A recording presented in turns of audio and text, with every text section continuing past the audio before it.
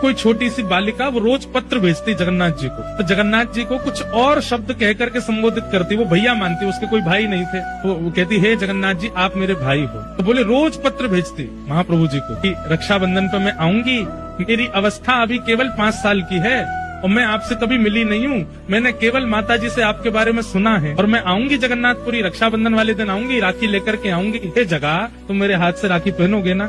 ऐसे बोले महाराज जी। वो रोज पत्र भेजती थी और हर पत्र में दिन लिखती थी, अब रक्षाबंधन में इतने दिन और रह गए, इतने दिन और रह गए, इतने दिन और रह गए। बोले मैंने वो पत्र पढ़े और पत्र पढ़ करके उनको पत्र वापस भेजा उसके निवास पे कि मैं मंदिर का ही एक अधिकारी पत्र लिख रहा हूँ, मैंने तुम्हारे सारे पत्र पढ़े और सब जगन्नाथ जी को अर्पित किए, रक्षाबंधन वाले दिन तुम आ जाना और मेरा दफ्तर यहाँ है, मेरे दफ्तर पे आके अपना नाम बता देना, फिर मैं तुम्हारा हाथ पकड़ के लेके जाऊंगा और महाप्रभु जगन्नाथ जी को राखी पहनवाऊंगा। बोले महाराज जी मैंने उसको पत्र लिख दिया। रक्षाबंधन वाले दिन मेरे को भी प्रतीक्षा थी कि वो एक छोटी लाली, उसके इतने पत्र आ चुके हैं, वो आएगी, उसको लेके मंदिर जाना है। तो बोले एक हमारा समय रहता है, हमको व्यवस्था देखने के लिए मंदिर में जाना पड़ता है, तो वो समय आ गया था, तो मैं अपने अधिकारियों को बोल गया कि एक इस नाम की कन्या आवेगी, तो वो मेरा पत्र लेकर के आएगी, मैं उसको लेके जाऊंगा फिर मंदिर। बोले हम व्यवस्था देखने के लिए गए, व्यवस्था देख करके आए, तो मैंने पूछा अधिकारियों से कि कोई लाली आई थी क्या छोटी? बोले हाँ, एक 4 साल की 5 साल की बालिका आई थी और आके थोड़ी देर बैठी रही, तो पता नहीं कहाँ चली गई। बोले मैं फिर ढूंढने निकला, पता नहीं कहाँ चली गई, बेचारी इतने साल से पत्र लिख रही है, इतने दिन से पत्र लिख, उससे राखी तो बंधवा दे।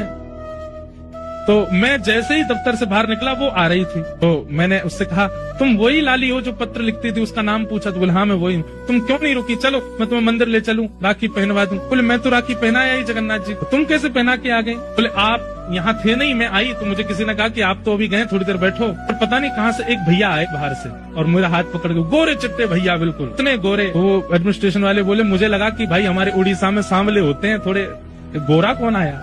बोले गोरे चिट्टे आए और हाथ पकड़ के ले गए और बोले लो यहाँ पे राखी बांध दो और जगन्नाथ जी को राखी पहना दो।